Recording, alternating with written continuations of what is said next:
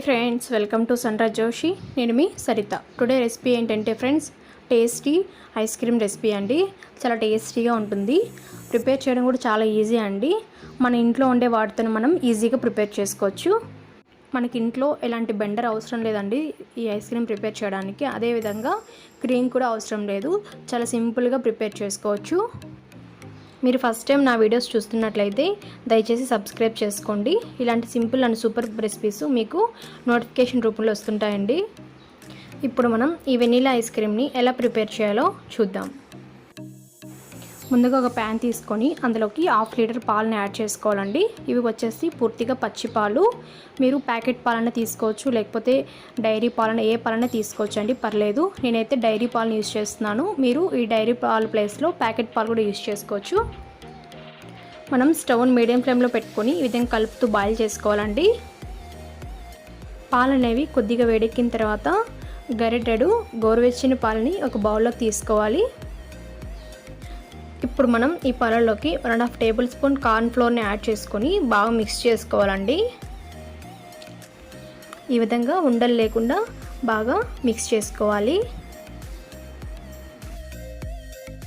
మనం తీసుకున్నటువంటి పాల క్వాంటిటీలో సగం అయ్యేంత వరకు బాగా మరిగించుకోవాలి. ఈ విధంగా మరిగించుకున్న తర్వాత ఇప్పుడు ఇందులోకి ఆల్రెడీ మనం మిక్స్ చేసి పెట్టుకున్నటువంటి కార్న్ ఫ్లోర్ మిశ్రమాన్ని ఇందులోకి యాడ్ చేసుకొని కలుపుకోవాలి. కార్న్ ఫ్లోర్ మిశ్రమాన్ని మనం యాడ్ చేసేటప్పుడు స్టవ్ మీడియం ఫ్లేమ్లో పెట్టుకొని యాడ్ చేసుకోవాలి. ఈ విధంగా యాడ్ చేసుకొని మొత్తం బాగా మిక్స్ చేసుకోవాలి. కార్న్ ఫ్లోర్ని బాగా మిక్స్ చేసుకున్న తర్వాత ఇప్పుడు ఇందులోకి 1/4 కప్పు షుగర్ని యాడ్ చేసుకోవాలండి. షుగర్ క్వాంటిటీ అనేది మీ ఇష్టము. నేనైతే 1/2 లీటర్ పాలకి 1/4 కప్పు షుగర్ని యాడ్ చేస్తున్నాను. మీరు స్వీట్ ఎక్కువ తినే వాళ్ళైతే కొద్దిగా షుగర్ అనేది ఎక్కువ యాడ్ చేసుకోండి. షుగర్ అనేది కరిగిపోయిన తర్వాత ఇందులోకి 1 టేబుల్ స్పూన్ పాలమీగడ అనేది యాడ్ చేసుకోవాలండి. ఇది పూర్తిగా ఆప్షనల్, మీకు వద్దనుకుంటే స్కిప్ చేసుకోవచ్చు. ఈ విధంగా పాలమీగడని వేసిన తర్వాత బాగా కలుపుకోవాలి.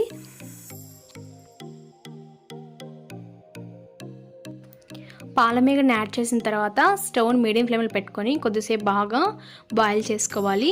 ఒక 10 సెకండ్ పాటు బాయిల్ చేసుకోవాలి. ఈ విధంగా మనం బాయిల్ చేసుకున్న తర్వాత ఇప్పుడు స్టవ్ ఆఫ్ చేసుకొని దీన్ని పక్కన పెట్టుకొని చల్లారి పెట్టుకోవాలండి. కన్సిస్టెన్సీ మొత్తం కూడా బాగా చల్లారిపోయేంత వరకు చల్లారి పెట్టుకోవాలి. ఈ విధంగా మొత్తం బాగా చల్లారిపోయిన తర్వాత ఇప్పుడు ఇందులోకి వెనీలా ఎసెన్స్ని యాడ్ చేసుకోవాలండి. 1/2 టేబుల్ స్పూన్ వెనీలా ఎసెన్స్ని యాడ్ చేసుకుని బాగా మిక్స్ చేసుకోవాలి. వెనీలా ఎసెన్స్ని యాడ్ చేసిన తర్వాత మనం బాగా మిక్స్ చేసుకోవాలండి. ఈ ఎసెన్స్ అనేది పాలలో బాగా మిక్స్ అయ్యేంత వరకు బాగా మిక్స్ చేసుకోవాలి. ఈ విధంగా మిక్స్ చేసుకున్న తర్వాత ఒక మిక్సీ జార్లోకి యాడ్ చేసుకొని గ్రైండ్ చేసేటప్పుడు మిక్సీని మధ్య మధ్యలో ఆపుతూ గ్రైండ్ చేసుకోవాలండి. అప్పుడే మనకు ఐస్ క్రీమ్ అనేది చక్కగా రెడీ అవుతుంది.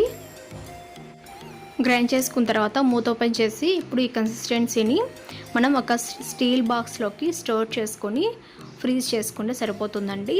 మినిమం 8 అవర్స్ పాటు ఫ్రీజ్ చేసుకోవాలి. ఇలా మూత పెట్టి మినిమం ఒక 5 అవర్స్ పాటు ఫ్రిడ్జ్లో పెట్టాలి. 5 అవర్స్ తర్వాత మూత ఓపెన్ చేసి చూస్తే మనకు టేస్టీ వెనీలా ఐస్ క్రీమ్ అనేది రెడీ అయిపోయిందండి. చూసారు కదా friends, tasty vanilla ice cream ready అయిపోయిందండి. మీకు ఇది రెడీ అయిందా లేదని డౌట్ ఉంటే ఇలా ఒక ఫోర్క్ తీసుకొని ఇలా ప్రెస్ చేసి ఇలా లాగితే మనకు పొడి పొడిగా రావాలండి. ఇలా వస్తే మనకు ఐస్ క్రీమ్ అనేది పర్ఫెక్ట్గా రెడీ అయిపోయినట్టు. ఇప్పుడు మనం ఈ ఐస్ క్రీమ్ని ఐస్ క్రీమ్ స్కూప్తో కానీ లేక స్పూన్తో కానీ సర్వ్ చేసుకోవచ్చు.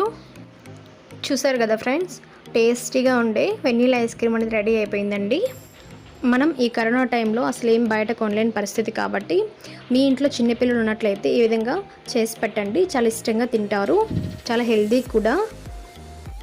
చూసారు కదా ఫ్రెండ్స్, ఎంతో టేస్టీగా ఉండే వెనీలా ఐస్ క్రీమ్ అనేది రెడీ అయిపోయిందండి. ఒకసారి మీరు కూడా ఈ వీడియో చూసి తప్పకుండా ట్రై చేయండి. మీకు ఎలా కుదిరిందో నాకు కామెంట్ సెక్షన్లో తెలియచేయండి ఫ్రెండ్స్. పైన గార్నిష్ కోసం డ్రై ఫ్రూట్స్తో సర్వ్ చేసుకుంటే చాలా టేస్టీగా ఉంటుందండి. ఈ వీడియో మీకు నచ్చినట్లయితే మన సన్రైజ్ జోషి అనే ఛానల్ని సబ్స్క్రైబ్ చేసుకోండి, లైక్ చేయండి, కామెంట్ చేయండి. Thanks for watching.